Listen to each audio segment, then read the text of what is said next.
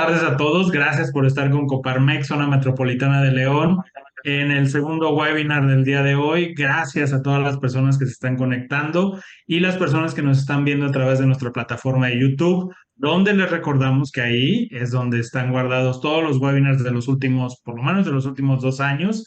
Y para nosotros es un gusto tener el día de hoy a nuestros tres invitados que ahorita los voy a presentar porque vamos a hablar sobre un tema muy interesante para todas las empresas que habla sobre el trabajo, o sea, sobre reinventando el trabajo en esta era de la modernidad líquida. Y para nosotros es un gusto darle la bienvenida a Álvaro Marín Malumbres. Álvaro, muchísimas gracias. Muy buenas tardes también allá casi noches allá en España. Eh, Muchas voy a gracias, Jorge. presentarlo, voy a presentarlo, gracias Álvaro. Álvaro es licenciado en Derecho con estudios de posgrado en Derecho Europeo Internacional por el Instituto Superior de Derecho y Economía ISDE. Ha complementado su formación con programas de liderazgo, psicología positiva y gestión de personas en instituciones de prestigio como Google en Nueva York, Dale Carnegie, Adices Institute Worldwide y el IS Business School. Está certificado como coach ejecutivo para Leadership Circle Profile y herramientas que emplea en procesos de transformación organizacional. Inició su carrera en litigación y arbitraje en firmas como Clifford Chance y el Consulado de España en Edimburgo, desempeñándose en ciudades como Bruselas, Luxemburgo y Barcelona. Más adelante se unió a una consultora del profesor Luis Huete de ICE, donde lideró proyectos como Project Manager y posteriormente como miembro asociado especializado en equipos de alto rendimiento. También ha trabajado como Business Developer Manager en Rebel Base, aceleradora de emprendedores en Manhattan. Actualmente diseña y lidera proyectos de transformación cultural y estratégica, colaborando con firmas internacionales. Es profesor visitante en la Universidad de Navarra, Tecnum, CEU Business School y el ISDE, y ha impartido formación en Bard College en Nueva York, Seminarium en Perú y en la Cámara de Comercio de Madrid y la Universidad de Sao Paulo. Álvaro combina su vocación profesional con una profunda pasión por el deporte y el servicio voluntario y colaborando activamente con la Cruz Roja de España. Muchísimas gracias, Álvaro, por estar el día de hoy con nosotros. A ti, Jorge, un placer. Gracias por la invitación. Tenemos a nuestro segundo invitado, Eduardo Casia. Muchísimas gracias. Eduardo Casia fundó Mindcode, empresa de neuromarketing y posicionamiento de marcas, donde es autor de la metodología Brand Genetic y socio fundador de Antropomedia, firma especializada en antropología de redes sociales y en el mantenimiento de tribus digitales. Es graduado de Administración de Empresas y estudios en análisis y creación literaria. Y Eduardo se considera un antigurú. Dice que más bien un estudiante profesional de antropología, psicología, sociología, semiótica y de todos sus compañeros en Mindcode. Ha sido profesor universitario en la Universidad Panamericana, fue miembro de la Oficina de Educación Corporativa y Profesional de la Universidad de San Diego.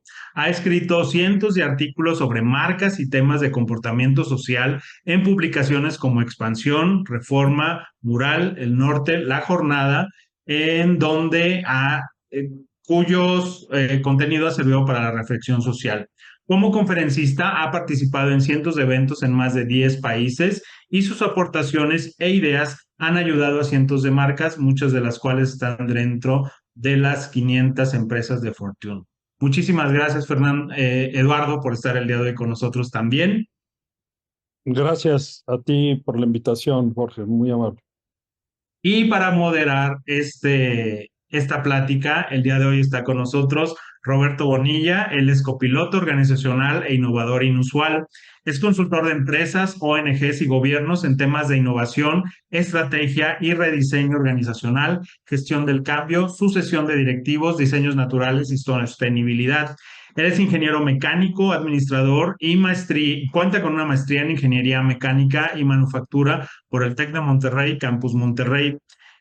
Tiene estudios de posgrado en transformación de organizaciones y sociedades en la DICES Graduate School y también tiene certificado en Spiral Dynamics Integral por la Value Center de Dallas, Texas. Cuenta con un programa de alta dirección de empresas en el MIT de Boston, Massachusetts, y certificado en neurociencias aplicadas en los negocios por la Universidad de Wharton. Es diseñador del modelo de empresas inusuales y facilitador del podcast El Hubiera Si Existe. Además, es líder del proyecto Adopción de Barrios de la Fundación MJT y además es consejero aquí en Coparmex, Zona Metropolitana de León y otras empresas. Roberto Bonilla, muchísimas gracias por ser el artífice de este webinar y por su tiempo a los tres y adelante. Muy bien, pues vamos a iniciar, amigos. Miren, para quienes están conectados y se van conectando, ya siguen llegando más. Resulta que Álvaro y Eduardo, yo conozco a Eduardo y a través de Eduardo conocí a Álvaro, escribieron un artículo que se llama El pulso invisible, reinventando el trabajo en la era de la fluidez. Me voy a permitir compartirles pantalla. Me imagino que ahí ven la portada, ¿no? De la revista de Harvard. ¿Es correcto? Sí. Ok, Perfecto. muy bien. Nomás para estar en sintonía todos. Bueno, pues esta revista, el número 354, se publicó recientemente. Y si se fijan aquí en la portada se menciona el artículo que escribieron ellos dos. Eduardo tuvo la amabilidad de compartírmelo. La verdad es que me pareció algo sumamente interesante, vigente, pero además importante, ¿sí? Yo creo que hay muchos aspectos en este artículo que debemos de tomar en cuenta, ¿sí? La forma en que vamos a proceder es similar a lo que hacemos cuando presentamos un libro. En este caso estamos presentando un artículo, ¿sí? Y lo que yo traigo son alrededor de 7, 8 preguntas preparadas para los autores del artículo. Sin embargo, déjenme muevo un poquito más hacia lo que es la introducción de su artículo. Aquí está. Para que ustedes puedan irse familiarizando. Ahí están los nombres de los autores. Yo les voy a ir haciendo preguntas, pero quiero dejar algo muy, muy claro a todos los presentes. Las preguntas que son realmente importantes para nosotros son las de ustedes. De tal manera que en el momento que tengamos preguntas de ustedes, yo voy a dejar de formular las mías para dar espacio a que en estos 90 minutos podamos encontrar y conocer las respuestas de los autores de este artículo en cuanto a lo que ustedes tengan como dudas o también como comentarios. Entonces, voy a proceder a la primera pregunta, en donde lo que me gustaría es que nos platicaran ustedes, a ver, ya me estoy equivocando, que nos platicaran ustedes un poquito como introducción de la modernidad líquida, del trabajo en la era de la fluidez, cómo es que empiezan a emerger estos conceptos que se convierten pues prácticamente en el génesis de su artículo. Álvaro, Eduardo, pueden participar en cualquier orden y queremos conocer sus puntos de vista, ¿sí? Qué bueno. Yo sí que, Eduardo, te paso a ti rápido. A Roberto, muchas gracias. Jorge, lo mismo, y a todos que estáis por aquí, un saludo desde España. Me encanta vuestro país, o sea que me encanta estar aquí con vosotros conectados, aunque esté ya con la cara de cansado, no me lo tengo. Pues fijaros, yo conozco a Eduardo en noviembre del año pasado en Guadalajara. Conectamos bien, muy bien en cuanto a lo que hacía, cómo yo lo hacía. Tenía un planteamiento, me estaba empezando a encontrar, Roberto, en empresas, tanto en Latinoamérica como también aquí en Europa, ¿no? Donde el concepto tradicional de lo que era la concepción del trabajo como un espacio físico, donde compartía, donde tenía un horario, ya esto ya no valía, y una inquietud, ¿no? De cómo las empresas podían y debían adaptarse a ese contexto, ¿no? Entonces aparece Eduardo, le comento el reto de escribir sobre ello. Eduardo, que es un referente también en el tema antropológico, sociológico, entender un poco todos estos movimientos, de ahí nace el concepto, ¿no? ¿Y por qué el fluido, por qué este cambio? Bueno, yo creo que Eduardo ahora seguro que lo precisa mucho mejor que yo. Creo que todos estamos viendo un contexto en todos sentidos, geopolítico, económico, social, de cambio constante. Entonces, o las empresas se adaptan a cómo reinventar la concepción del trabajo tradicional, que mi padre y mi abuelo tenían como ese espacio donde tenía mi horario, donde compartía, donde creaba esa comunidad únicamente en la oficina, pues o te adaptas a esta reinvención, que ahora vamos a ver un poco qué puede consistir, o estás condenado a que el talento no se te quede, a que tengas una rotación muy alta o a que tengas problemas culturales como los que estás viendo, ¿no? Pero Eduardo, ¿cómo lo ves tú? Gracias, como siempre, un gusto estar debatiendo estos temas contigo y gracias nuevamente a Coparmex y a Roberto por unirnos. Bueno, habría que irnos un pasito para atrás y decir que Sigmund Bauman es un sociólogo y él fue el que acuñó, pues a principios de este siglo, creo, el término de modernidad líquida como una crítica a lo que está viviendo la sociedad, pues los sociólogos analizan la sociedad. Entonces, él continuo, no solamente empezó a ver lo que estaba ocurriendo, sino que yo podría decir hasta con cierta habilidad premonitoria, advierte lo que viene en unos años y que hoy pues es una absoluta realidad, que es una sociedad caracterizada por cierta fragilidad, inestabilidad y lo que podríamos llamar fluidez en las estructuras sociales, económicas y hasta relacionales. Y me parece que la metáfora que él utiliza es bastante buena porque lo de la modernidad líquida nace en su cabeza en oposición a lo que caracterizó a buena parte del siglo XX, que fue lo sólido, lo concreto, lo inamovible, esto es así. Entonces, de pronto esa realidad se vuelve fluida.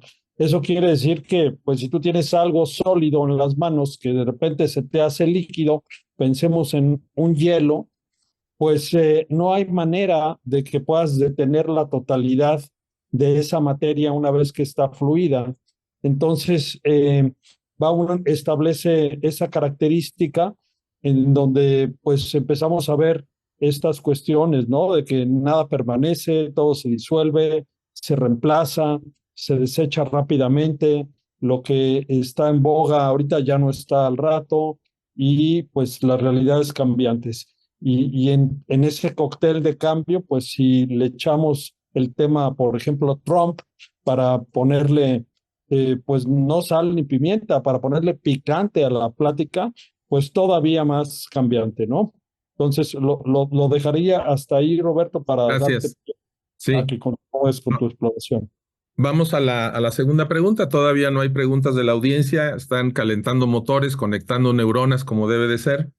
Mi segunda pregunta es si su artículo está reconociendo una tendencia o describe una realidad, que tú ya mencionaste algo, Eduardo, o es una propuesta de ustedes para que las empresas vivan de esta manera, porque en el artículo hacen propuestas muy concretas de cómo un líder debe gestionar estos equipos de trabajo fluido. Adelante, Eduardo, y yo te continúo. Gracias. Ok, bueno, yo creo que es ambas cosas. Estamos describiendo una realidad y estamos haciendo propuestas. A diferencia de lo que yo decía de Bauman, donde advertía lo que viene, yo creo que esto ya es una realidad y hay que entender que las empresas hoy tienen el reto de adaptarse. La gran palabra que aparece ahorita aquí es la flexibilización o la flexibilidad, tanto de las empresas como de los colaboradores.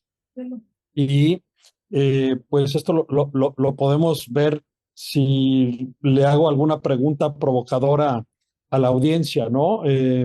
Por ejemplo, ¿qué tanto se define tu identidad por lo que haces, ¿no? ¿Qué pasa cuando ese hacer ya no tiene forma fija? ¿no? ¿O qué pasa con tu lugar de trabajo cuando ya no hay lugar para trabajar, ¿no? O sea, ¿dónde trabajas ahora? ¿Dónde trabajaste ayer? ¿Y dónde descansas? ¿Y dónde están las fronteras del trabajo y del descanso? O sea, a eso nos referimos con esa fluidez. ¿Y qué tan líquida es tu vocación? Es decir, lo que hacías y lo que sigues haciendo sigue vigente o se está derritiendo ante las nuevas tecnologías.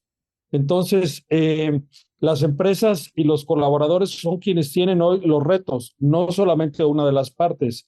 Y uno de los grandes retos es poder materializar lo que se ha desmaterializado. Es decir, el lugar de trabajo se ha desmaterializado, ya no tenemos estas fronteras, pero seguimos teniendo una relación. ¿De qué manera le damos corporeidad a esta relación? ¿De qué manera somos capaces de dotarla de significado? No me voy a extender mucho porque luego agarro el micrófono y no lo suelto. Y para poder dosificar lo que quiero decir en las siguientes preguntas, así que le paso el balón a Marín. Nada, que bueno, yo totalmente de acuerdo, Eduardo, con lo que comentas. Yo creo que todos de alguna manera lo percibimos. Yo creo que el COVID también marcó un antes y un después en, bueno, en personas y en profesionales y en compañías. Y yo creo que hay una redefinición de lo que es la identidad profesional también, ¿no?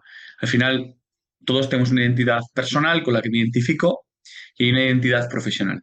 Mi identidad profesional antes iba muy ligada al lugar, a dónde iba, lo que hacía y cómo lo hacía. Esta identidad profesional ahora es mucho más líquida. ¿Por qué? Porque también hay una necesidad donde se integra eso, se vuelve mucho más fluido. Ya no tengo un lugar seguro donde trabajo también desde casa, tengo una cafetería, trabajo. Ya no solo tengo un núcleo cerrado de equipo, trabajo con equipos multidisciplinares en un sitio o en otro. Entonces hay una fusión de, oye, lo que lo concibo por identidad profesional que es, y también hay aquí un tema de que las personas y el nuevo talento y la cultura necesitan a estas nuevas personas, estos nuevos profesionales, el mezclar ese hacer con ese ser. Las personas ya necesitan adaptarse a este entorno laboral líquido donde también la parte personal entre. Yo me encuentro, sobre todo aquí en Europa, bueno, con una necesidad cultural de que la empresa sea un cauce donde la persona se desarrolle. Entonces, esa liquidez donde se empieza a mezclar lo personal con lo profesional, esa liquidez donde se mezcla una palabra mágica que a Eduardo y a mí me gusta mucho, que es la parte del propósito. La parte del propósito personal con la parte del propósito personal se vuelve mucho más líquido, ya no hay fronteras, ¿no? Entonces, yo totalmente de acuerdo con lo que comentas, Eduardo, desde esa flexibilidad que yo creo que cualquier empleador, que cualquier compañía tiene que tener, junto con esa identidad profesional un poco redefinida que está abriendo Roberto. Ok, muchas gracias. Vamos por una tercera pregunta en lo que empiezan a llegar preguntas de la audiencia. ¿Esto que están describiendo lo ven ustedes como un fenómeno realmente global o hay diferencias, por ejemplo, entre Europa, Latinoamérica? ¿Qué es lo que ustedes perciben? Marín, adelante. Sí, pues mira, yo te diría, Roberto, que bueno, con lo bueno y con lo malo tengo suerte de trabajar en empresas a día de hoy de 12 países diferentes y es igual. Es decir, es muy parecido. Evidentemente, la idiosincrasia de cada cultura tiene su diferencia, pero en su contexto los mismos problemas se repiten en prácticamente todos los sitios. Al final, el tema de la fluidez, de la reinvención de lo que es el concepto del trabajo como tal, de la adaptación cultural que está viendo las compañías, el problema de talento que están en las compañías, es una cosa que veo que se ve en todos los sitios. Al mismo tiempo, en algunos lugares tarda más en llegar que en otros, pero al final esta ola acaba llegando, ¿no? O sea que por mi parte, la percepción que tengo es un fenómeno global. No sé cómo lo ves tú, Eduardo. Absolutamente de acuerdo. La globalización ha estandarizado, pues, fobias, filias, gustos y disgustos. Así que con los debidos matices culturales que tú has observado, esto es prácticamente generalizado. Ok. Me llama la atención porque antes, a lo mejor en el mundo más estable, más fijo, como le denomina Bauman, sí se notaba más la diferencia entre primer mundo, países en desarrollo y demás, pero evidentemente, como ustedes lo mencionan en el arranque de su artículo, es un tema de globalización, es un tema de digitalización de los procesos, lo que también contribuye a que esto suceda. Déjenme comentar a las personas que nos acompañan, a la audiencia, que yo había escuchado de Bauman y de la modernidad líquida, vamos a tomar los marcos de referencia prepandemia, ¿no? Y la verdad no me llamó mucho la atención porque pareciera como si todo al ser líquido, pues podríamos llegar a tener matrimonios líquidos, ética líquida, y por mi marco de referencia, ¿verdad? Quizás más estructurado, no me llamó la atención. Y dejé de ver videos de él y no me llamó la atención leer nada, ¿no? Pero cuando leí este artículo, vi otra óptica diferente. Fue que les propuse a los autores que hiciéramos este webinar y también me puse a estudiar sobre el trabajo de Zygmunt Bauman y pues me di cuenta que es amplísimo y hay un video genial muy corto de unos 20, 25 minutos que incluso quien lo está entrevistando habla en español y él tiene un traductor que está escuchando y va respondiendo en inglés. Pero él dice que para él es un dilema huevo-gallina. Recordemos que él empezó a escribir de esto a finales de los 90, principios del año 2000, y él decía en ese video, dice, para mí es huevo-gallina, así literal lo dijo. ¿Qué fue primero? Si las empresas empezaron a provocar este comportamiento o fueron las nuevas generaciones las que obligaron a las empresas a que se comportaran también las mismas empresas de una manera mucho más líquida. Pero al margen de este largo comentario, la siguiente pregunta que yo me hago, ¿verdad? Y se las hago a los autores es, ¿y qué pasará con los trabajos que están más vinculados a una realidad sólida? Me refiero a trabajos de manufactura, que trabajan en un piso de producción, que tienen horarios, que tienen tareas muy bien definidas. Porque pareciera que esto del trabajo fluido funciona mejor para cierto perfil de profesionistas o para cierto perfil de trabajo. ¿Qué nos comentan sobre esto? Eduardo, Mira, adelante, y continúo yo. gracias. En toda generalización está la excepción. Eh, Total. Tengo un querido amigo que es industrial, no solamente es industrial exitoso, y no solamente es industrial exitoso, sino que es un férreo detractor del home office. Si a él lo quieres ver de malas, basta con que alguno de sus colaboradores le diga que si puede hacer home office. Para él no existe esa posibilidad. Obviamente no en la planta, donde sería imposible, ¿no? Porque poniéndolo en sus palabras, la mano de obra, pues es eso, es una mano de obra que requiere un trabajo físico y una acción física, pero ni siquiera lo admitiría en las áreas administrativas. Es decir, eh, hay una resistencia natural que mucho viene pues por la edad, por lo que tenemos aprendido, pero la misma condición de ciertos trabajos pone los límites a lo que es posible. Yo diría que aquí nuevamente traigo a colación la palabra que necesitamos tener, que es flexibilidad. Y más tarde hablaré de otra que es adaptación y de otra que es equilibrio. Marín. No, totalmente de acuerdo contigo. Yo creo que ahí la idiosincrasia que se da en cada sector es la que es. Yo en esos contextos no tan líquidos, no tan sólidos, Roberto, nuestro enfoque no es tanto de forzar a ver cómo podemos inyectar esta liquidez, sino nosotros para mí hablamos de cómo humanizamos un poco más o cómo intentamos que esa cultura se humanice, sabiendo que tiene una estructura mucho más sólida, rígida. Entonces, lo que no podemos hacer es de empresa tengo, en qué sector estoy, que nuestros trabajadores, nuestra cultura, que perciben que necesitan y a partir de ahí trabajar sobre ella. Pero tampoco forzar, sino como bien dice Eduardo, ¿no? Desde la flexibilidad, ver de qué manera y de qué manera sí y de qué manera no, ¿no? Es decir, que busca un trabajador, aunque estemos en esta estructura, para adaptarse a este entorno líquido, o sea, qué requerimientos tiene y cómo podemos hacerlo de manera viable, pero siempre con cierto criterio, ¿no? Pero completamente de acuerdo contigo, Eduardo. Muy bien, estaba buscando unas preguntas que ustedes mismos incluyen aquí en su artículo. Aquí están, miren, para Sí. aprovecharlos. ustedes mismos, bueno, me imagino que fue el editor el que lo acomodó de esta manera, pero separó estas 3 preguntas. Dice, ¿cómo preservamos los rituales y vínculos sociales cuando los espacios físicos se diluyen? Pero primero me gustaría que Eduardo nos respondiera qué tan importantes son los rituales y esos vínculos sociales en el trabajo, en donde hay una oficina, hay un lugar, hay un lugar físico donde se reúnen las personas, ¿verdad?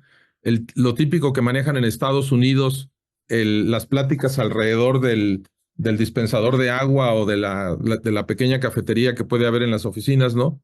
Pero además habla de rituales, o sea, esos rituales, ¿qué tan relevantes son? Y luego, ¿cómo nos pasamos de lo físico a lo fluido, sí? Gracias, Roberto. Pues mira, los rituales son una parte fundamental del ser humano, es decir, forman parte de nuestro bagaje cultural.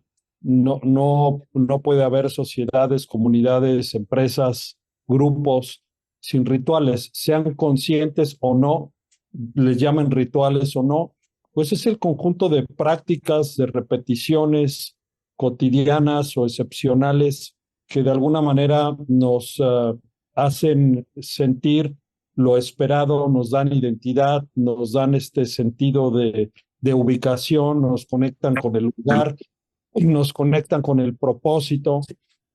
Si tú desprovees a una sociedad de sus rituales, pues las separas, es como romperle la médula espinal. Entonces, es fundamental cuando estamos hablando aquí de la liquidez en esta materia del trabajo, pues tratar de preservar los rituales. Si no son los mismos, porque ya no estamos en el mismo pasillo y ya no coincidimos en la zona de la cafetería o en el baño, sí en el nuevo espacio digital que se ha convertido en la nueva plaza pública. Y independientemente de donde estemos, siempre existe la posibilidad de crear ritual, que puede ser desde el mismo saludo, y lo importante es cuando la empresa, la organización, puede canalizar cierto tipo de rituales en función de su propósito mayor, que es el valor simbólico, pero de lo que quiero hablar un poquito más adelante. Ok. Total, total. Yo ahí, Roberto, Sí, muy adelante. en la línea con lo que dice Eduardo. Yo creo que, como bien dices, el ser humano es un ser social, necesita todo ello. Yo recuerdo como en Google, que desde el principio de sus orígenes trabaja, como sabes, con equipos multidisciplinares en diferentes partes del mundo, ellos han trabajado en un entorno líquido siempre, ¿no? Entonces, yo recuerdo cómo ellos trabajaban con ceremonias de inicio de semana y de cierre de semana. Y me acuerdo perfectamente presenciar como los viernes a primera hora había reuniones de 10 minutos. Como sabéis, en Google los equipos por regla general son de 7 personas.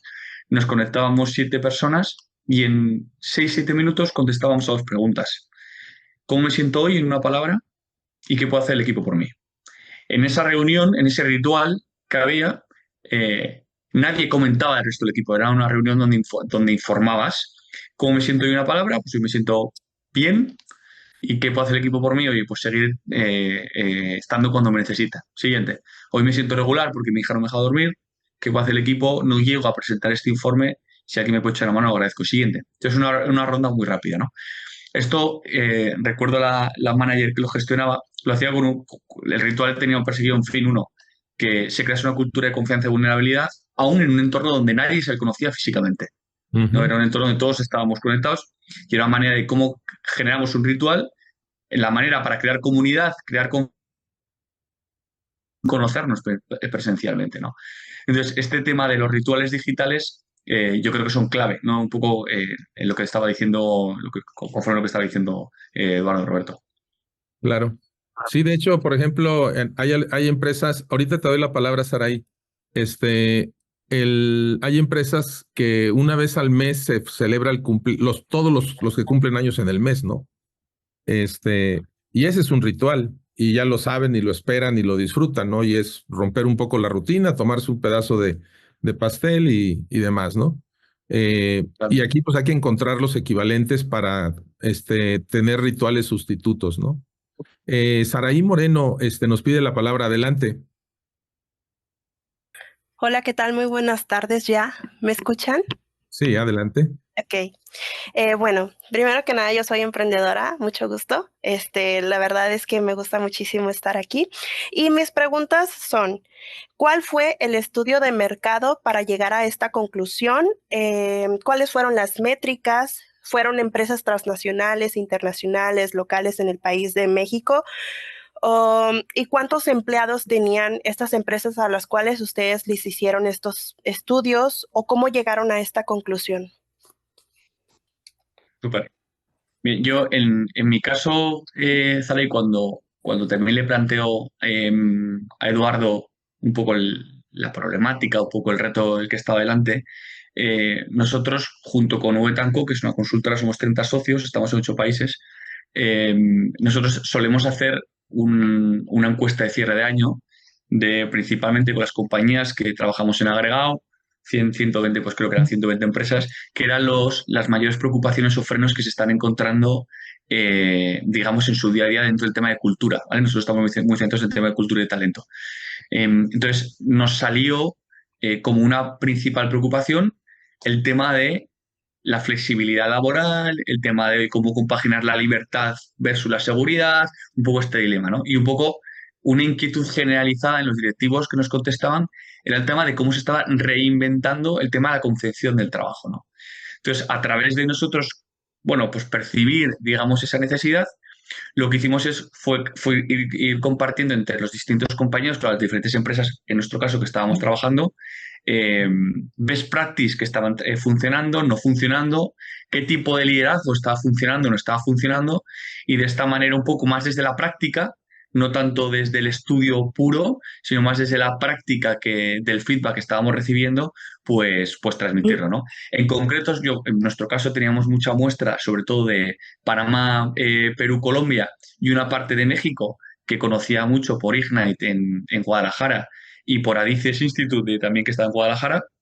Y ahí un poco también de ahí sacamos un poquito, Zaray, un poco nuestras conclusiones. Esto es un poquito lo que te puedo contestar. No sé si te sirve mucho.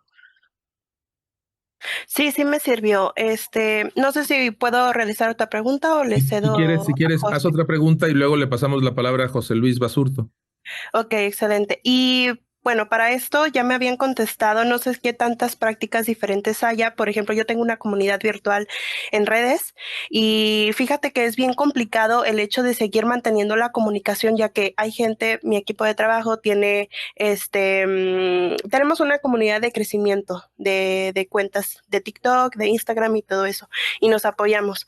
Pero he visto que tengo un problema, una problemática que no existe como tal una práctica o algo que pueda generar una comunidad más, sólida.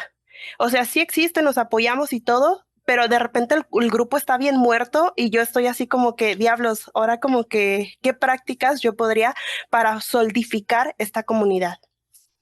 Okay. Qué bueno, Eduardo, ¿quieres que... Sí, gracias por tus dos preguntas, Saraí. Nada más quisiera decir brevemente a la primera. eh, Te noto con mucha hambre de datos cuantitativos, de lo estadísticamente válido, y no todo el mundo es así. Digamos, incluso en materia de entender y de estudios está el mundo cuantitativo, que es donde cabe tu primera pregunta, pero también está el mundo cualitativo. El mundo cuantitativo responde a si algo existe, debe de poder medirse. Dame números, porcentajes, gráficas. Y el mundo cualitativo responde a la pregunta de si algo existe, debe de tener un significado. Y hay muchos significados que estadísticamente no pueden medirse. Hay datos que no son estadísticamente válidos y sin embargo existen. Entonces, también puedes verlo así. Y respecto a tu segundo punto, me gustó mucho tu pregunta. Eh, Hay un principio muy bonito en neurociencia que dice que la emoción es el pegamento de la memoria. Es decir, tendemos a recordar aquello que nos emociona para bien o para mal. Si lo extrapolamos a un grupo digital como el que tienes, yo no diría que es la emoción, porque no se trata de que tú te preguntes de qué manera los emociono hoy, sino yo diría que ahí el beneficio es el pegamento del grupo. Es decir, si lo que están obteniendo ahí es relevante para sus fines, van a estar ahí aunque no los llames, aunque les digas, mañana no te hagas presente, va a haber esto. Pues si a alguien le interesa esto, va a estar ahí. Entonces, habría que preguntarse cuál es el beneficio de ese grupo, el que espera ese grupo y de qué manera lo estás siendo capaz de entregar. Ok, muchas gracias. Vamos contigo, José Luis Basurto. Me encanta que estén levantando la mano y abriendo micrófono. Adelante, José Luis. Gracias. Primeramente, muy agradecido de la invitación y de poder escuchar las reflexiones que estoy escuchando en un tema fundamental y moderno. Decías, Eduardo, hace un momento de algunas palabras que son importantes. Yo ya me había anotado una más y la quiero poner como punto para después hacer mi pregunta. Para todo esto creo que hay una palabra que es fundamental: discernimiento. Y voy a comentar algo. Hace muchos años, estuve viviendo en Alemania y me tardaba yo un mes en escribir una carta y recibir respuesta. Hoy, con la tecnología, nos reímos, ¿no? Ya está, no solamente una carta, sino puedo escuchar y ver todo eso. Pero eso que ya es una gran ventaja, sin duda, que hay que aprovechar. Esto ya se ha trasladado a la familia. Lo tengo al lado y ahora me comunico por WhatsApp o pido una cita con la familia, con los hermanos, los padres, con los amigos también. Y ahora, cada cuando nos vemos los verdaderos amigos. Y creo que ahí el gran riesgo, sin dejar de reconocer el gran recurso que es la tecnología y todo esto que se ha planteado en las nuevas generaciones, el gran riesgo es poner a la tecnología al mando, cuando quien debe estar al mando es el ser humano y la tecnología como un recurso. Y aquí viene la palabra discernimiento. Cuando sí, cuando no. Pero el principio tal parece que se puede hacer, hágase, y todo sea por el costo, la productividad, la rentabilidad. ¿Quiénes están al mando entonces? Hacen preguntas muy interesantes y aquí hablaban de los rituales, Lalo. Aunque esté en un Zoom, nunca va a ser lo mismo llevar una serenata, que ya ni se dan, pero llevar una serenata en un Zoom. Digo, si está en China y yo en México, bueno, pero si está en la misma ciudad, o cosas como establecer rituales, la energía personal no se sustituye, una mirada, un apretón de manos. Me decían alguna vez que fuimos estos temas a Perú, me decían, oye, sí, está muy bien eso desde la casa, pero ahora, ¿cómo voy a ir a hacer una pausa y ir a molestar a mis amigos en un momento dado? Y sobre todo el tema de crear vínculos poderosos que lleva, no todo, como dije, es ir a través de la tecnología, la rentabilidad, ahorro, dinero, ¿no? ¿Y dónde queda el ser humano, quien debe estar al mando? Entonces, esto viene en la palabra discernimiento, con las preguntas que hicieron, el tema personal, laboral, los vínculos y el tema que ya abordaron de los rituales. Creo que este es un tema de mucha reflexión para saber cuándo sí y cuándo no, y cómo poder establecer ese sabio equilibrio de la realidad tecnológica con, sobre todo, lo que es desde siempre la naturaleza humana, y no perder de vista eso. Esa creo que es la gran labor que tenemos enfrente, no solamente en la empresa, sino en la familia, en el aspecto social, sí. Y es un tema muy interesante a seguir reflexionando. Gracias. Gracias, José Luis. ¿Algún comentario, Álvaro o Eduardo? Yo, por mi parte, poco que añadirte, José Luis, muchas gracias por tu reflexión y apreciación, la cual comparto. Yo ahí simplemente decirte que evidentemente depende mucho. Yo creo que el trato humano, la cercanía, el vínculo, el tocar, el palpar, la energía, es algo que no se cambia. Es decir, aquí en España y en Europa las empresas cuando hemos vuelto después de pasar de todo el digital, han vuelto a un híbrido por términos generales, 2 días de teletrabajo, 3 de oficina, por regla general, porque al final hemos comprendido que el ser humano es un ser social, necesita ese trato, necesita cercanía, ese cariño, y no puedes construir ese vínculo, esas relaciones de confianza, esas discrepancias necesarias a veces, que no es lo mismo tenerlas por un Teams, por un Zoom, que tenerlas en persona, y es absolutamente necesario, ¿no? Entonces el discernimiento, como bien hablas, yo creo que hay que tener la sabiduría de saber y el sentido común de saber cuándo sí, cuándo no, sin irnos ni al blanco ni al negro, ¿no? Sino moviéndonos en los grises. Pero completamente de acuerdo contigo, José Luis. Pero muchas gracias y un placer. Yo, pues también gracias, José Luis, por tu excelente punto. Veo este discernimiento como un sinónimo del buen juicio, del criterio, y en este reto creo que mucho tiene que ver el preguntarnos el para qué, ¿sí? ¿Cuál es el propósito? Es decir, ¿cuál es el significado? No sé, Roberto, si puedes poner en pantalla hay una gráfica ahí hacia el final, una Sí. tecnología que quisiera, creo que es oportuno hablar brevemente de ella, exacto.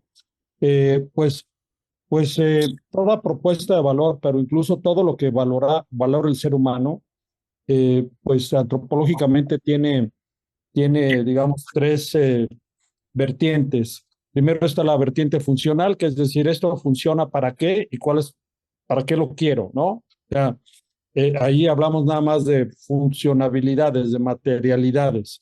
Y está bien valorar, hay cosas que se valoran por eso. Si compras un reloj para saber la hora y no da la hora, pues no cumple su función. Pero no todos los relojes se compran por exactos, ¿sí? Hay relojes que los podríamos usar porque representan Quedan al taxi, yo los alcanzo allá, ¿no? algo emocionalmente mayor, como podría ser una joya de la familia, un reloj que era del abuelo, y entonces el usarlo, aunque no sea preciso, me provoca una emoción. Y el valor más importante de todos es el que del propósito, es decir, cuál es el significado que tiene algo en mi vida. Entonces, creo que para responder esta inquietante postura que plantea José Luis, tenemos que preguntarnos cuál es no solamente la funcionalidad de aquello que estoy utilizando, sino cuál es el propósito, cuál es el significado. Y antropológicamente hablando, este significado sí o sí debe estar dependiendo del ser humano y de la persona primero y por delante. En ese sentido, pues coincidimos, por eso me parece valioso el comentario de José Luis y valioso reflexionar en esta gráfica. Claro.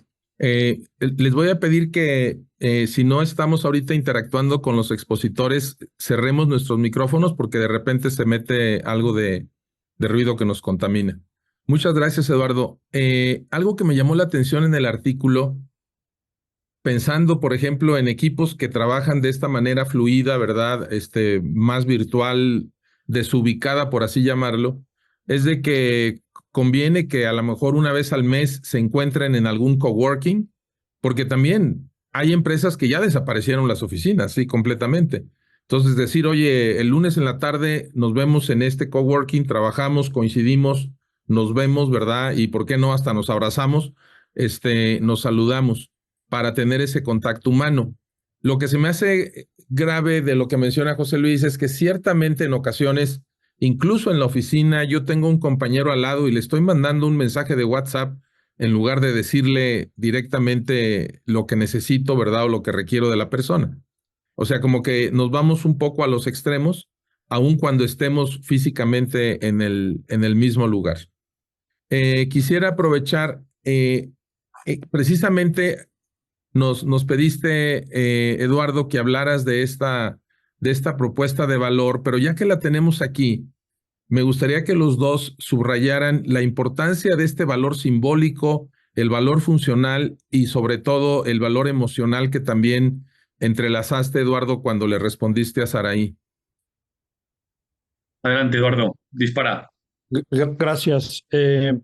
Pues mira, cuando una empresa tiene claro el qué vende, pues funcionalmente lo tiene resuelto. No necesitas de ahí a ningún consultor. Cualquier empresario puede decirlo. cualquier colaborador puede responderlo. Lo que no está tan claro es cómo debe hacer sentir a sus colaboradores, a sus proveedores, a sus clientes. Es decir, no hay una definición de esas emociones. Es decir, si la confianza ahí es un valor predominante, bueno, ¿cuáles son las prácticas que se valoran, que se premian o que se castigan si la confianza es un estandarte mayúsculo ahí? Y en términos simbólicos, usualmente no es una materia del mundo de los negocios. Por eso, algo de lo que propone el artículo es que para dotar de significado a lo que se ha quedado sin materialidad, ¿no? El significado constituye una forma de recuperar eso que se ha fragmentado. Es una especie de pegamento, porque a lo mejor no nos une la misma coordenada, pero nos une el mismo propósito. Y todos los grupos que tienen el mismo propósito tienen el mismo interés. Y si además tienen el mismo beneficio y la misma recompensa, creo que gran parte de la tarea está hecha. Total, yo ahí, Eduardo, completamente de acuerdo contigo. Yo creo que al final aquí hay también, hablando de todo este concepto de liquidez, hay un gran reto, ¿no? De cómo engranar mi propósito individual con el propósito corporativo y cómo las empresas tienen que ser el mecanismo para hacer que las personas engarcen en su propósito individual dentro de su propósito de la compañía, ¿no? Y que entiendan el propósito de la compañía. Yo con Eduardo y con colaboradores y compañeros hablo mucho, ¿no? De que a veces que el propósito se queda, esa parte más simbólica se queda en una parte muy etérea, ¿no? En un paper, en nuestra página web, y no se integra, ¿no? La gente no vive los valores, no vive el propósito, no entiende qué es, ¿no? Pero no es cuando realmente ese propósito nosotros sentimos que se aterriza, es cuando la gente empieza a contar historias a través de las cuales se viven esos valores, ese propósito, ¿no? Y cómo también hacemos posible que mi propósito individual, que tengo que saber, y oye, ¿cómo puedo desarrollar mi propósito individual? ¿Qué huella quiero dejar en una compañía? ¿Cómo? ¿Para qué? ¿De qué manera? ¿Cómo se engarza? Y cuando esa liquidez de ese propósito, ese valor simbólico se fortalece, creo que todo se refuerza mucho más, ¿no? Pero también tenemos la responsabilidad, como empresarios y dentro de nuestras empresas, de ver cómo ese valor simbólico potenciarlo, cómo aterrizarlo en comportamientos, cómo esos comportamientos se traducen en historias, cómo esas historias se replican y se comparten dentro de la compañía para que la tienda, los empleados entiendan y vivan esa simbología, ese propósito compartido desde una manera real, no desde una manera muy etérea. Y eso es parte clave, porque yo ya me siento parte de, y me siento parte de porque comparto y vivo en mi día a día esa parte del propósito, ¿no? Y se pueden hacer muchísimas iniciativas. Bueno, Eduardo tiene muchos ejemplos que ha vivido en persona, ¿no? Y yo también, que alguna vez hemos compartido, sobre cómo realmente se puede aterrizar ese propósito compartido en cosas realmente tangibles dentro de los empleados. Lo que me viene a la mente con su respuesta es que los procesos de inducción también se tienen que rediseñar y redimensionar. El onboarding, o sea, cuando contratamos un nuevo colaborador que se viene a sumar a una cultura diferente, a una forma de trabajo que probablemente no esté acostumbrado, a lo mejor sí, y cómo transmitir este ADN del propósito y cómo reforzarlo después de la inducción, ¿verdad? Con el paso del tiempo, para lograr ese engranaje que mencionas, Álvaro. ¿Qué comentan sobre esto de la inducción para sumar nuevos colaboradores a los equipos? Yo ahí, Eduardo, te dejo rápidamente. Ahí, fíjate, Roberto, el principal freno que me encuentro cuando se intenta, y no quizás de la manera más correcta, es que no hay una gestión de la expectativa clara de lo que puedo esperar o no puedo esperar en ese propósito. Si yo voy a meter un proceso de onboarding o de engranaje a una nueva persona y le cuento cuál es nuestro propósito, pero realmente luego ese propósito no se vive en el día a día y le genera una expectativa de que si me dedico a salvar vidas, entre comillas, nuestro propósito es salvar vidas, generar una vida mejor, que me refuerce, que me haga vivirlo, que me haga sentirlo, que me haga compartirlo, hay una expectativa no satisfecha por parte de este nuevo colaborador. Y cuando no hay nada que quite más engagement o compromiso a alguien, que es cuando me prometes algo que no cumples. Porque entonces la expectativa que tengo no se cumple, por lo tanto mi nivel de satisfacción baja.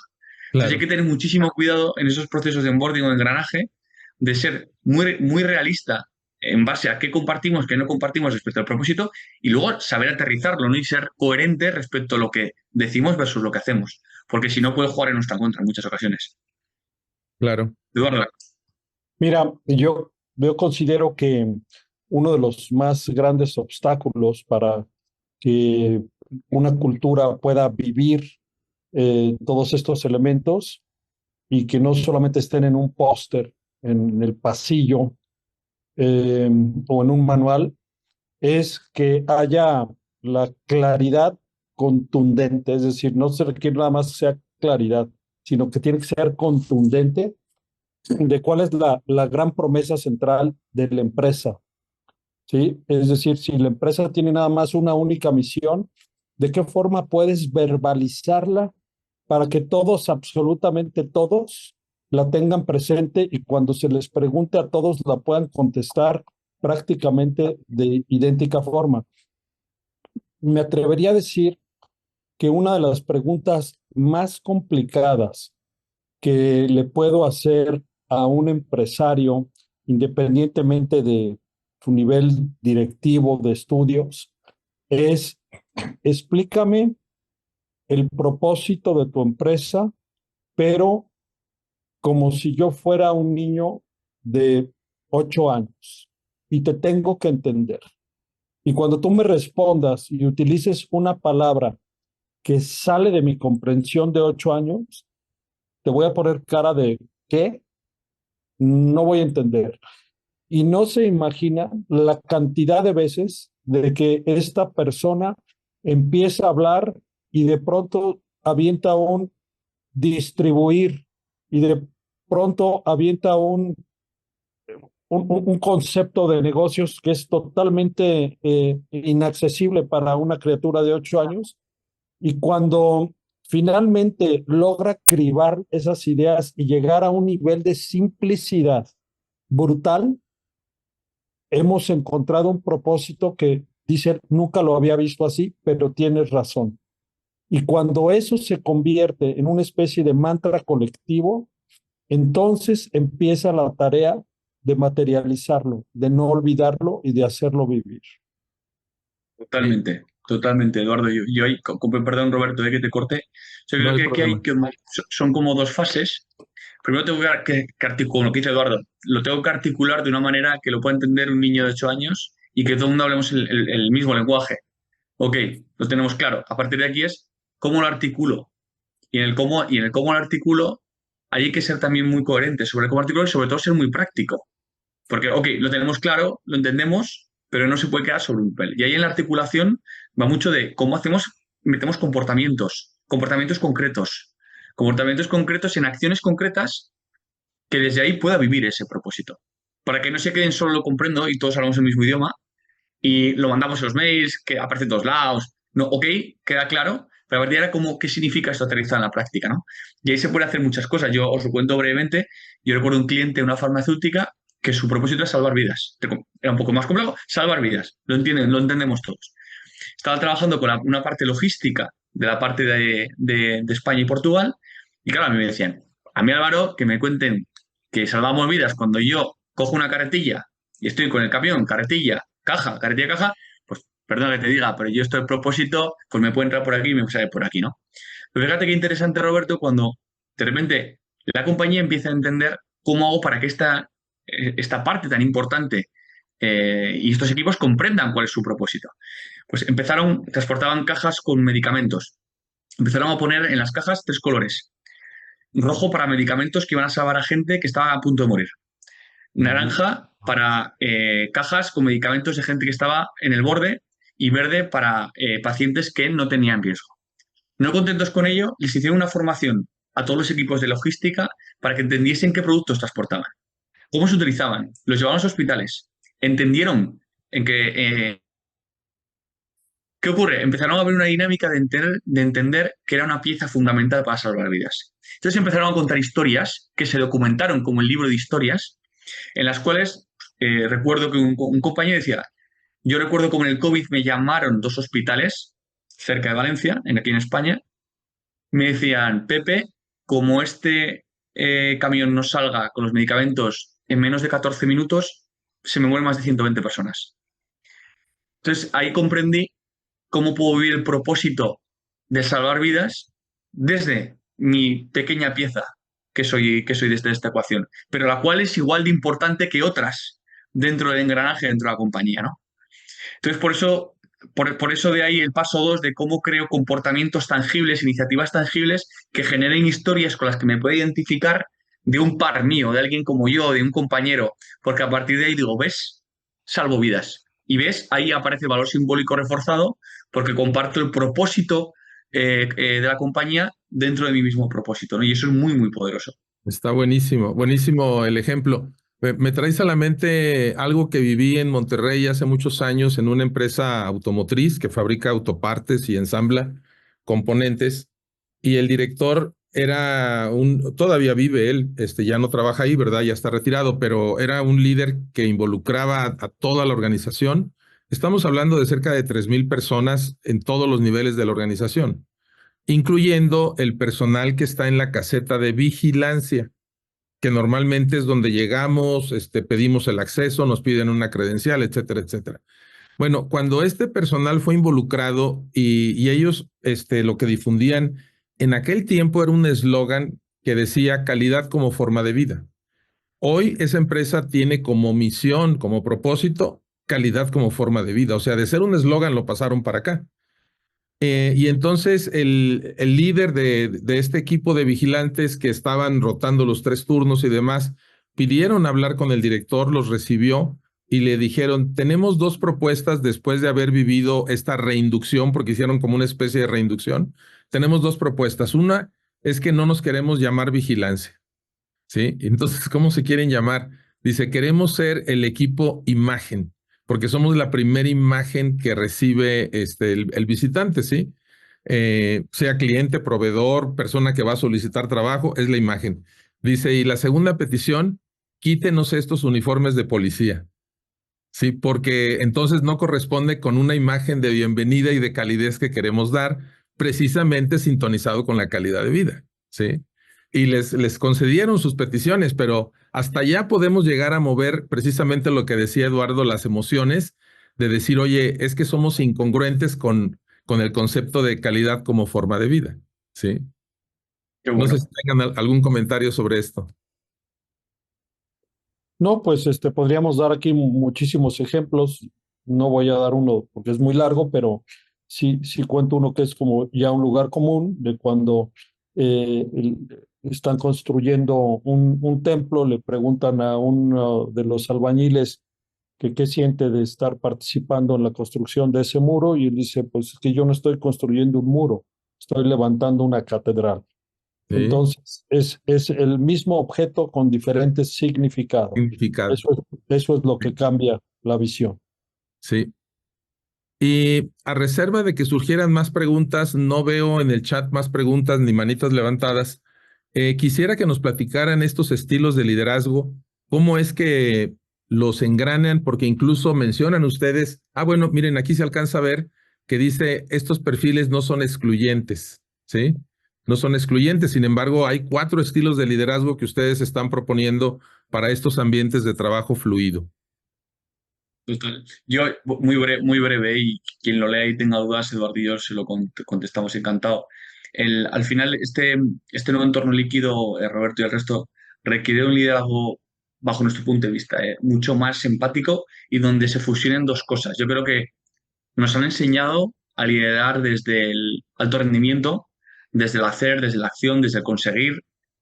Y yo creo que esta nueva liquidez nos lleva también a integrar el alto rendimiento con lo que llamamos el alto impacto, que es más también el ser. Entonces es una combinación donde combinamos la acción, que es el hacer, con la trascendencia, el ser.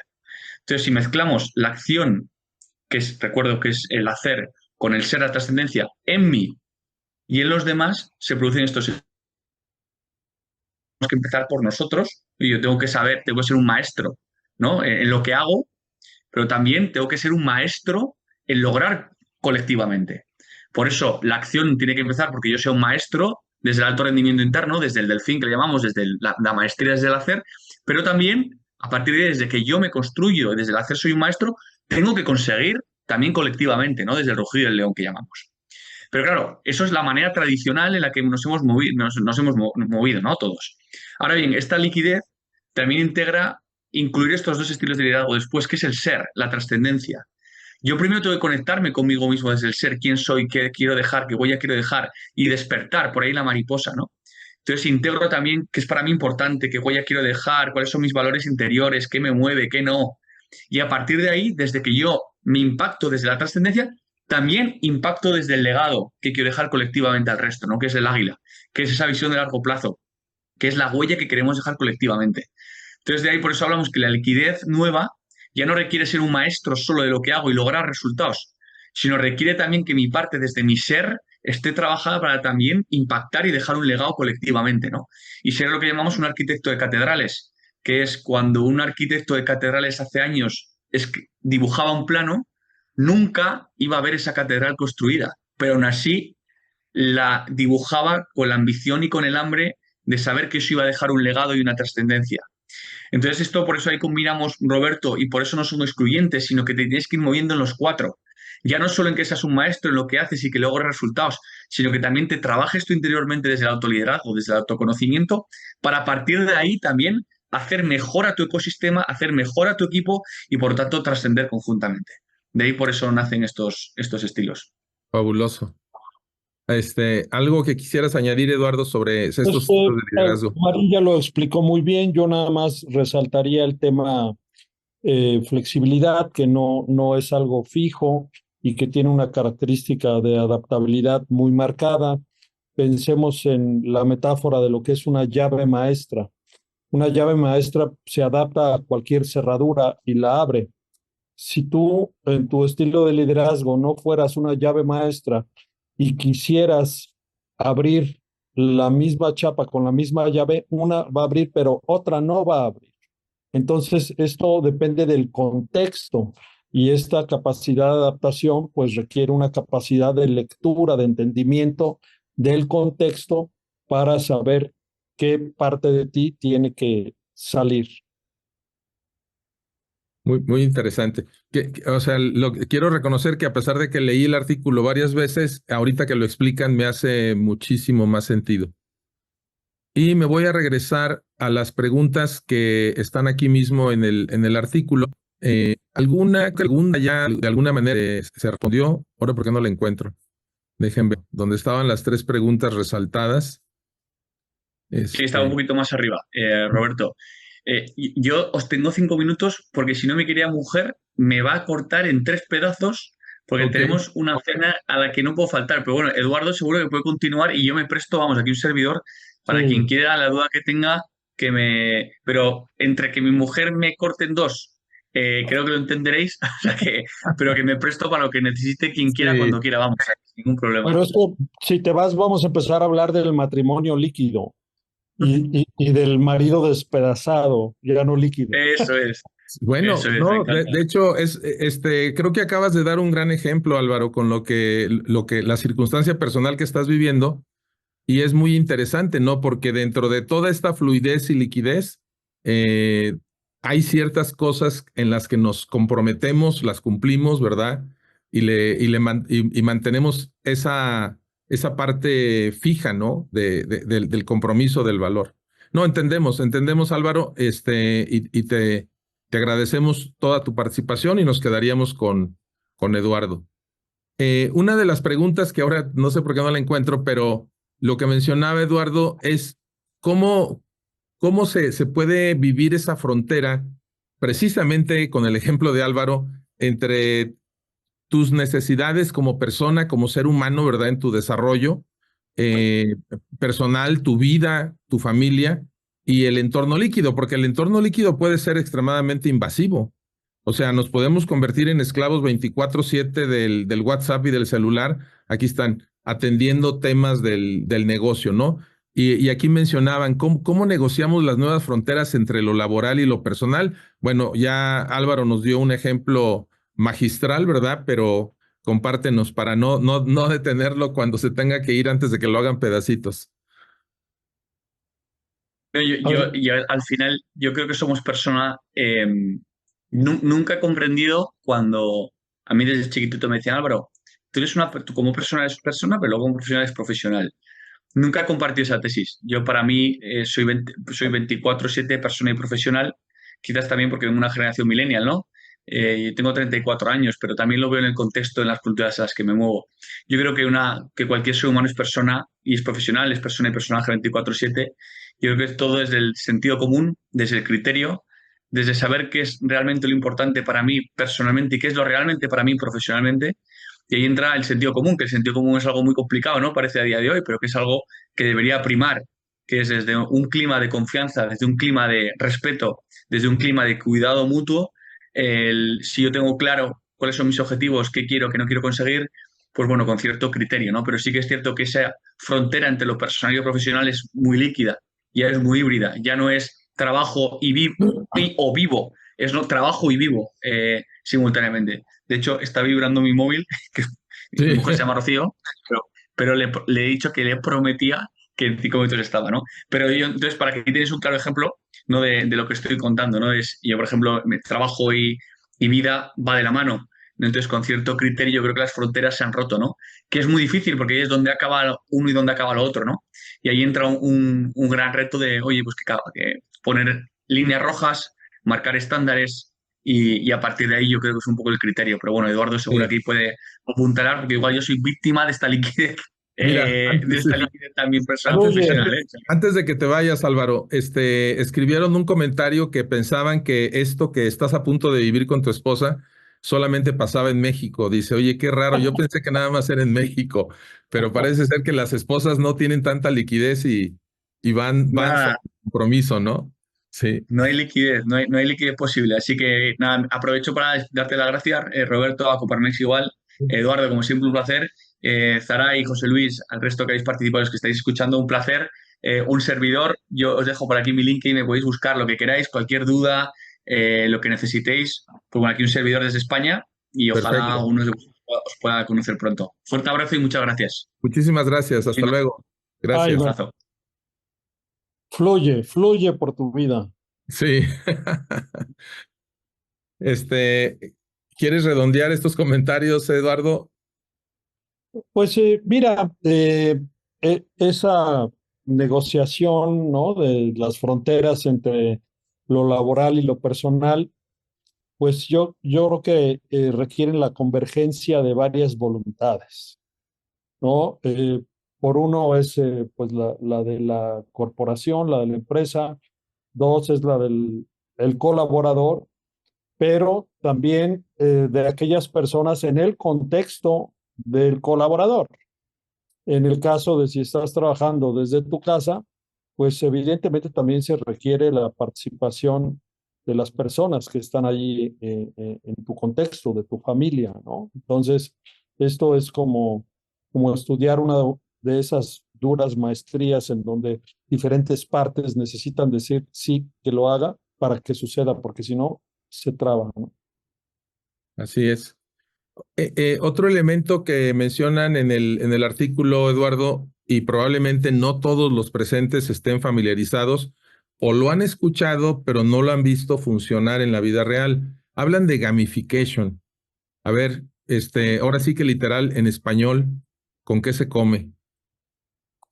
Mira, habría que hacer una charla con personas pues más apropiadas que yo para ver cómo traducir este concepto, pero yo te diría que es ahí el uso de las dinámicas de juego para poder crear ciertas capacidades, ciertos efectos.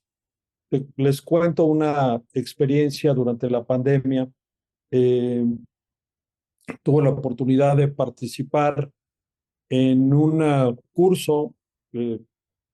Todos nos conectábamos pues desde casa, era absolutamente pues virtual y, y era un curso para mejorar las capacidades colaborativas de equipo. Estaban mis socios y un servidor. Y esta estrategia consistía en conectarnos a un juego de esos juegos de fantasía donde hay castillos, dragones, criaturas voladoras, pantanos peligrosos, arañas ponzoñosas, y donde hay que realizar ciertas misiones y tú te conviertes en personaje. Ese es el tipo de juego de donde si tú estás en tu curso muy aplicado y de pronto entra tu esposa, tu esposo y te dice, ajá, te caché, ¿no? Porque parece que no estás haciendo nada útil. Bueno, ese juego nos materializaba porque teníamos que escoger un avatar, aparecíamos nosotros en el juego, tú lo puedes mover tu avatar, le mueves y brincas, avanzas, retrocedes, ¿no? Estás junto con tus otros compañeros, ya identificaste quién es quién, tú tienes cierta, pues, corporeidad, eres o el más alto o el más fuerte, tienes aparte una bolsa que trae ciertas armas o beneficios o puntos que vas a utilizar durante el juego, en fin, y de pronto pues todos tenemos que hacer la misma misión, que es ir a preguntarle al alguacil fulano qué tenemos que hacer, y el alguacil fulano nos manda al reino de no sé qué, donde tenemos que ir y llevar un mensaje al rey de no sé dónde, ¿no? Entonces ahí vamos todos y de pronto, como es de esperarse en este tipo de juegos, pues nos surgen criaturas, surgen eventos, eventualidades en el trayecto y de pronto pues estás defendiendo y unos traen espada y otros traen una bomba de gas, qué sé yo, pero pues no deja de ser divertido, lúdico, y al pasar de 15 minutos que se hace una pausa para volver a salir del juego y hablar de lo que vivimos, eh, pues le preguntan a cada quien, ¿no? Entonces yo a lo mejor dije, pues yo iba caminando por ahí, me atacaron las arañas, pasó por ahí mi socio David y no me ayudó. A pesar de que estaba viendo que me estaban atacando, no me ayudó. Y entonces la pregunta que se surge es, ¿y por qué te habría de ayudar? No, bueno, pues porque vio que me estaban atacando. ¿Y cómo sabes que te vio? Porque era evidente, bueno, era evidente para ti, pero nunca le dijiste, David, ayúdame, o nunca le dijiste, David, pásame vidas Sí, para seguir en el juego. Y entonces te das cuenta que la proyección del juego es una externalización de tus capacidades, pero también de tus creencias y de tus fortalezas, pero también de tus debilidades. Y es a través del juego como entonces aprendemos a coordinarnos y la siguiente misión ya no das por hecho que alguien te vio. Ya aprendes a hacer un pedido específico. Pásame vidas ahorita. Y entonces eso, cuando sales del juego y te vas a la vida real, pues se convierte en una mejor forma de conciliar los intereses y acordar para el futuro. claro. Nos comenta Ignacio Arcelus y nos da una definición. Dice, ¿se podría equiparar o traducir gamification con ludificación? Sí, Eh, porque todo juego tiene un componente lúdico y ok, todo lo que es lúdico tiene unas formas muy interesantes de conectar más allá de la razón con la emoción, y como ya dije, la emoción es una parte fundamental para el ser humano. Sí, claro. de hecho, una compañía que asesoramos, ellos, como parte de un proceso de innovación colaborativo, entre otras cosas, diseñaron eh, unos coins, unos premios, precisamente como las moneditas que te ganas en los videojuegos. Los tokens. Eh, el token, entonces, tienen sus coins bautizados de una manera particular para el nombre de su propia empresa. Y ahí me sucedió algo interesante. La gerente de operaciones me dice que cuando las personas llegan a cierto nivel de desempeño, lo que sea, son acreedores de un coin en la semana, ¿no? Y entonces le dice a un colaborador, oye, Antonio, te ganaste este coin que equivale a un día de home office. Pero resulta que a ese colaborador no le gusta el home office. Entonces, realmente lo que se buscaba que fuera un reward, un premio, ¿verdad? Pues era como que no está bueno tu coin, ¿verdad? Porque a mí no me gusta el home office. Dice, voy a tener que pensar en darles más flexibilidad a los coins para adaptarlos a lo que la persona en un momento dado espera, ¿sí? Porque como tú lo señalabas, creo que sí fuiste tú, no a todas las personas les gusta el home office, ¿sí? Y no todas las personas nos satisface el mismo beneficio. Y este es también un tema muy antropológico, porque cuando una empresa es capaz de definir su valor simbólico, está definiendo el significado que tiene lo que vende en la vida de sus clientes, no en la Sí, vida de sus accionistas, no en la vida de sus directivos. Por eso la visión antropológica es una forma de pues ver con humildad el mercado, porque no todo lo que yo creo que es realmente es así. sí. Y quisiera, ya nos estamos acercando un poco al final, pero te quiero comentar de los hallazgos que encontré al empezar a estudiar a Zygmunt Bauman.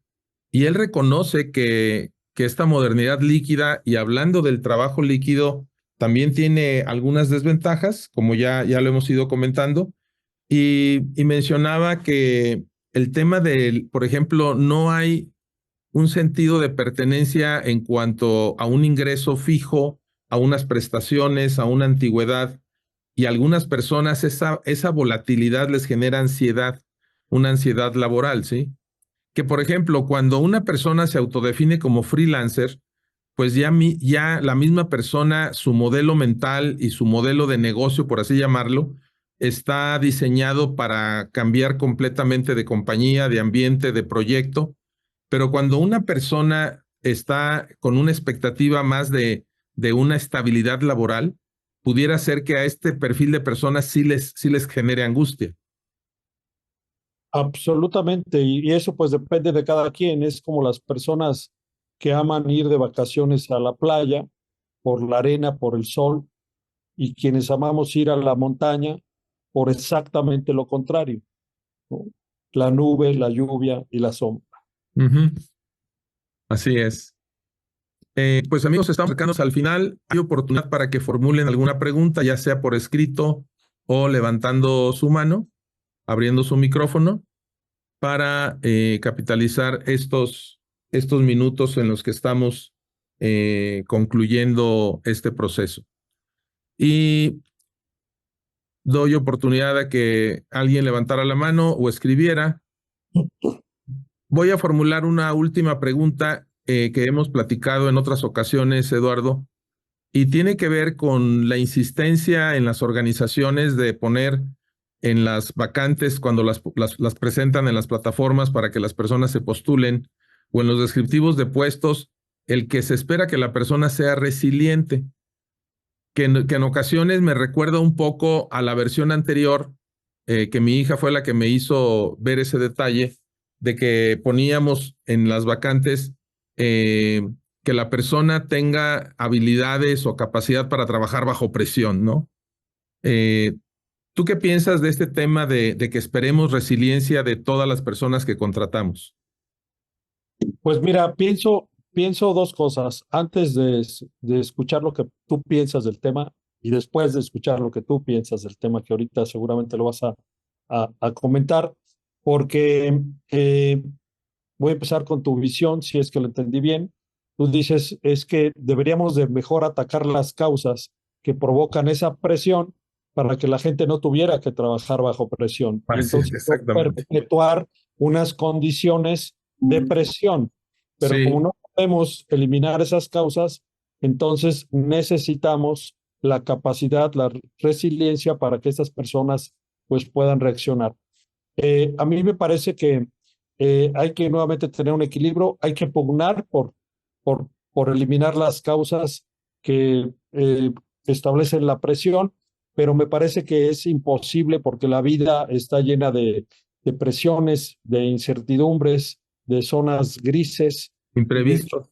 y o sí necesitamos una capacidad para sobreponernos a esta adversidad. Eso es lo que yo te diría, pero no como una forma de sistema, pero sí como una forma de excepción. Claro, claro. Gracias. Roberto Cárdenas, formula una pregunta, Eduardo. Todavía tenemos tiempo para que la respondas. ¿Qué tan importante es que los líderes o dueños, socios, atiendan su salud emocional y trascender emociones negativas en la organización? Poco a poco se trabaja más estos temas, pero aún no hay conciencia suficiente en esto. Yo nada más quiero volver a releer la pregunta porque no me queda muy claro, Roberto Cárdenas, donde dices que los líderes, dueños, socios atiendan su salud emocional y trascender emociones negativas en la organización. La palabra trascender emociones negativas, bueno, la frase como que no me queda muy clara. No sé si quieras abrir el micrófono y la clarificas, tocayo. Sí, claro. ¿Cómo están? Buenas tardes. Sí, trascender me refiero a sanar, digo, generalmente por las huellas que trae uno desde toda la vida, pues algunas emociones quedan tocadas por algunas creencias que trae uno, por esos pensamientos. Entonces, ¿cómo resignificar? ¿Qué has visto, Eduardo, y en mejores prácticas para este tema? No sé si ya clarifiqué el punto. Sí, O sea, para mí sí. Ajá, adelante. No, pues mira, Roberto, gracias por la pregunta. Para nada me considero yo la persona idónea para responder este tema, pero pues yo diría que un buen líder debe de ser capaz de, siempre hablamos de controlar o administrar sus emociones, ¿no? Y pues es algo indiscutible. Sin embargo, en nuestro medio, la atención a temas emocionales o mentales es vista pues como una gran excepción y no como un hábito, ¿no? O sea, hoy te puedo decir que fui al gimnasio, pero no con la misma facilidad te cuento que fui al psicólogo. Y a lo mejor es algo que tiene que cambiar. Exacto, sí, es a lo que me refería. Sí. ¿Cómo hacerlo todavía más natural en las organizaciones? Digo, en los cuadrantes que mostraron hace ratito, entre lo colectivo y lo personal, pues ahí está la maestría, ¿no? Y el ir hacia adentro. Así lo entiendo yo. Y algunas empresas lo entienden, otras empresas todavía falta un poquito más de entendimiento de esos puntos, sobre todo cuando va muy dirigido a la persona, hacia el interior, ¿no? Sí. Como como dijiste, todavía como que no es bien visto, ¿no? Nada que ver ya hace como 30, 40 años. O sea, hablar de meditaciones, hablar de ir al psicólogo, pues era así como, algo te está pasando, ¿no? Hoy todavía ya está mejor visto, pero creo que falta impulsar organizacionalmente esta parte. Sí, sí, ciertamente, Roberto, el autoconocimiento siempre va a rendir frutos y todavía se multiplica el efecto cuando es en los líderes. Pues con esto, amigos, estamos llegando al final. Ahí tiene la mano levantada, Roberto. Ah, Saraí, adelante.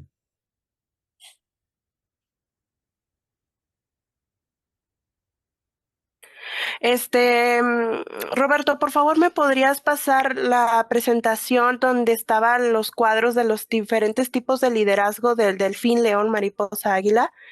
Ya Es la que pasó Álvaro, la pasó Álvaro sí, acá, casi al sí, principio, ¿sí? sí, de hecho, porque intenté acceder al link, pero lo que pasa es que tuve inconvenientes porque no tengo suscripción. Ah, ok. Bueno, si tienes ahí, me gustaría que me la pasaras. Si no, pues igual ahí será para la otra. Entonces, ¿mande? Harvard tiene una opción para que te suscribas sin tener que pagar y te dejan ver, creo que 5 artículos al mes, una cosa así, y te los va contando. Te dice, este Ah, es el ok. segundo artículo, este es el tercer artículo. Explora para que la puedas revisar y respetar también las Ujú, políticas de la propia revista, ¿sí? Pero sí existe excelente. esa posibilidad. Muy Sí. bien. Y bueno, yo no soy experta en el tema, pero lo que yo he visto y de acuerdo a lo que he leído, Roberto, una manera de normalizar este tipo de prácticas simplemente es diciéndolo y comunicándolo con nuestros colaboradores, con nuestros amigos, con nuestros personas, o sea, tanto jefes, así también como con nuestros amigos o socios que tengamos ahí dentro de la organización, porque de otra manera, si no normalizamos esto con la práctica diaria, igual va a seguir siendo de una manera como tal una práctica tabú. Así es. Y, y pues hay que normalizarlo con la práctica diaria, yo diría. Y el líder puede dar el ejemplo, ¿no? Mostrarse hasta cierto punto un poco vulnerable, ¿no? De reconocer una emoción, una circunstancia, que también modele el comportamiento con sus colaboradores. Eduardo, unas palabras de cierre para concluir este webinar. Agradecerte nuevamente a ti, a Álvaro, su participación, la claridad de sus conceptos. Y qué bueno que están poniendo sobre la mesa en su artículo estos temas. Y la idea de Coparmex es precisamente que estos webinars gratuitos pues se sigan viendo y se compartan, ¿verdad? Ustedes, como les dijo hace rato Jorge Rubio, van al sitio, al canal de YouTube de Coparmex y van a encontrar ahí una cantidad de temas que pueden seguir compartiendo y aprendiendo. Pero cerramos contigo, Eduardo. Muchas gracias, Roberto. Gracias a todos por haber estado aquí. Pues mi reflexión es muy breve. Yo diría que pues tenemos el reto de dos grandes retos. Uno, el de aprender a navegar en la incertidumbre, que es una cualidad esencial de esta modernidad líquida. No esperemos que esto se estabilice como en el pasado, que las cosas sean igual de fijas y concretas. Es mejor aprender a vivir en un entorno de inestabilidad, de incertidumbre y pues de alguna manera hasta disfrutarlo. Y la otra es el reto que tenemos de humanizar los procesos, las relaciones. Aprovecho para dar un comercial. Estoy estrenando una nueva conferencia que se llama Inteligencia Artificial, el espejo que creamos, en donde pues lo hago no desde un punto de vista técnico, sino desde un punto de vista antropológico, de cuáles son las implicaciones y por qué nos conviene rescatar lo humano dentro de todo este ecosistema. Gracias. Gracias, Eduardo. Un comentario de Dani Hernández. Gracias por la interesante plática enriquecedora. Ojalá se repitan más este tipo de temáticas. Pues muchas gracias a todos, que tengan un buen día y seguiremos en contacto. Posteriormente, a fin de mes, voy a tener otro webinar aquí con Coparmex sobre innovación en acción y nos seguiremos viendo por estos canales. Jorge. Roberto, pues muchísimas gracias, y a todas las personas que se conectaron, también gracias por estar el día de hoy con nosotros. La verdad es que una charla muy interesante y con muchos temas para reflexionar. Gracias. Hasta luego. Que estén muy bien gracias todos. a ustedes, y Gracias. les recordamos, les pusimos ahí en el chat una liga para que por favor nos apoyen y que nos digan qué les pareció este webinar, pero más que eso, que sabemos que todos nos gustó, pero más que eso queremos saber qué otros temas les gustaría que Coparmex, Zona Metropolitana de León, les gustaría que les preparáramos para que el próximo mes podamos programar una plática con estos mismos temas o con otros. Ya sabemos, Roberto Bonilla nos tiene siempre sorpresas muy agradables con estos temas. Así es que le dan clic ahí y en menos de un minuto ya contestaron la encuesta y ya pusieron ahí sus temas que les gustaría que tocáramos. ¿Sale? Perfecto. Nos Perfecto. vemos el día. Gracias, Roberto, y gracias a todos. Nos vemos el día de mañana. Mañana vamos a hablar sobre flujos de efectivo. Va a estar la Escuela Bancaria y Comercial, la EBC, platicando sobre estos temas. Muchísimas gracias y muy buenos días. Gracias. Buen día a todos. Hasta luego. Hasta luego.